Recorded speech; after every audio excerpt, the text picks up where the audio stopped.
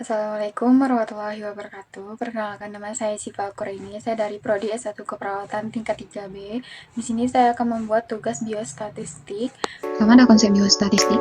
Statistik secara sempit diartikan sebagai data, arti luas diartikan sebagai alat untuk menganalisis dan alat untuk membuat keputusan. Statistik digunakan untuk membatasi cara-cara ilmiah untuk mengumpulkan, menyusun, meringkas, dan menyajikan data penyelidikan. Yang kedua ada ruang lingkup statistik.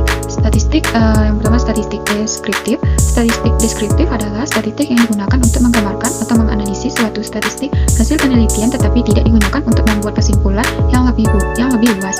Yang kedua ada statistik inferensial.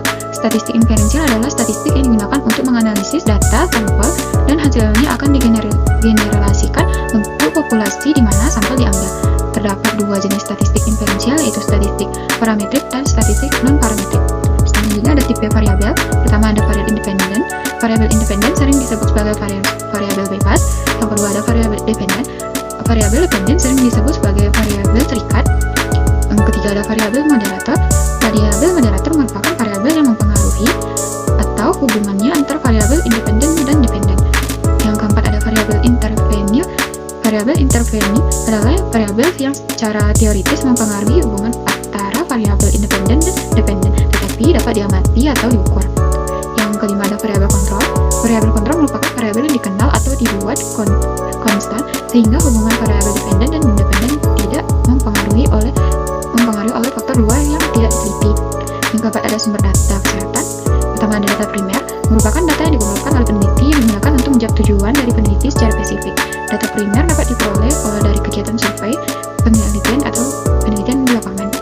Yang kedua ada data sekunder, merupakan data yang telah tersedia atau telah dikumpulkan oleh orang atau lembaga tertentu, misalnya Biro Pusat Statistik. Atau data sekunder dapat diperoleh dari catatan laporan dinas kesehatan sebagai kegiatan surveilis di dinas kesehatan. Yang kelima ada skala pengukuran. Yang pertama ada skala diskrit atau nominal. Skala diskrit atau nominal adalah data yang hanya dapat digolongkan secara terpisah atau secara kategori. Yang kedua, skala ordinal. Data ordinal adalah data yang berbentuk ranking atau peringkat, di mana jarak antara satu ranking dengan ranking yang lainnya belum ditentukan, contohnya tingkat pendidikan SMP, SMA, SD, atau PT.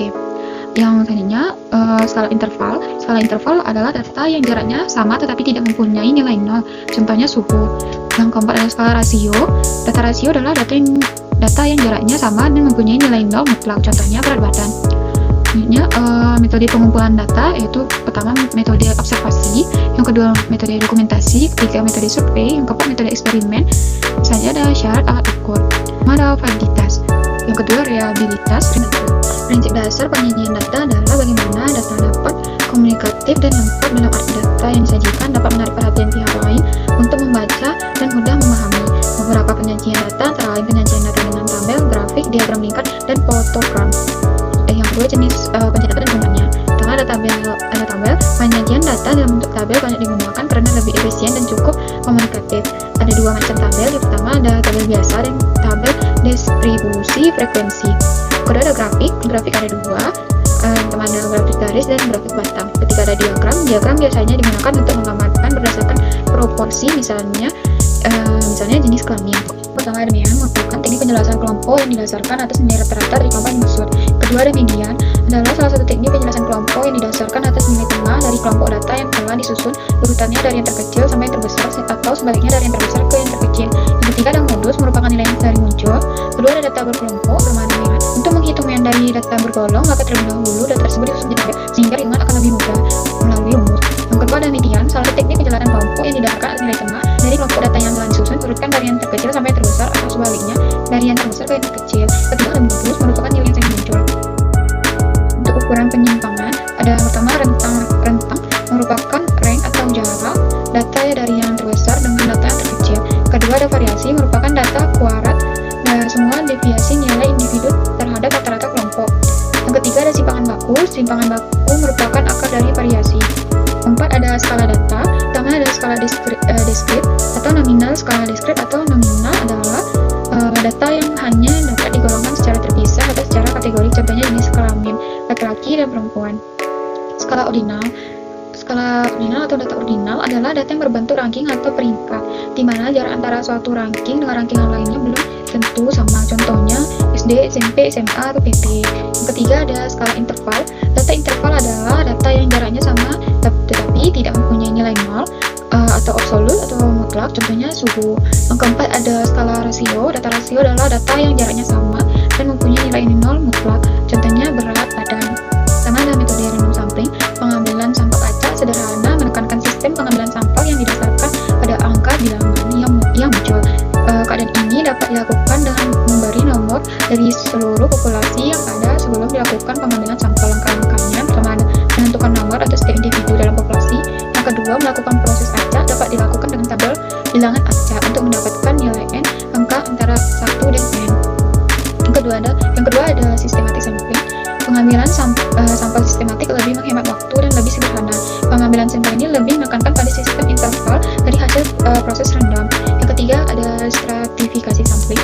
Pengambilan sampel acak stratifikasi adalah suatu proses pemilahan terhadap populasi ke dalam beberapa strata yang saling pisah. Pengambilan sampel dengan stratifikasi lebih menekankan dan memperhatikan sub-cluster yang ada. Yang ketiga ada cluster sampling. Pengambilan sampel cluster dapat didefinisikan sebagai setiap rancangan pengambilan sampel yang menggunakan suatu angka yang terdiri dari cluster unit pencacahan. Biasanya populasi dibagi menjadi beberapa cluster yang saling pisah dan tuntas. Yang kelima ada sample size. Hipotesis yang banyak dikenal adalah hipotesis suatu sampel dan dua sampel sedang desain yang biasa digunakan di dalam dunia kesehatan, contohnya cross-sectional, case control, dan eksperimen. Hipotesis. Pengertian dari hipotesis menurut epistemologi, hipotesis berasal dari kata hypo dan tesis. Hypo artinya belum, sedangkan tesis artinya dalil. Jadi hipotesis itu belum dalil atau masih calon dalil. Untuk menjadi dalil harus didukung oleh data dengan kataan, harus dibuktikan secara empiris melalui penelitian. Jadi jenis hipotesis ada 4. Yang pertama ada hipotesis deskriptif, yang kedua ada hipotesis hubungan, yang ketiga ada hipotesis sebab, yang keempat ada hipotesis perbandingan populasi. Uji statistik untuk suatu populasi yang dimaksud. Untuk melakukan pengujian hipotesis pada suatu populasi, pengkajian hipotesis ini biasanya sering disebut pengujian hipotesis deskriptif. Statistik parametrik yang dapat digunakan untuk menguji hipotesis deskriptif bila datanya berbentuk interval dan rasio adalah uji t-test satu sampel. Yang selanjutnya ada uji statistik dua populasi. Pertama ada uji chi-square. Dalam kerangka pengujian chi-square terdapat beberapa uji chi-square, diantaranya uji square untuk goodness of fit dan uji square untuk independensi. Uji statistik chi-square dapat digunakan untuk menguji hipotesis bila data populasi terdiri dari dua atau lebih dari kelas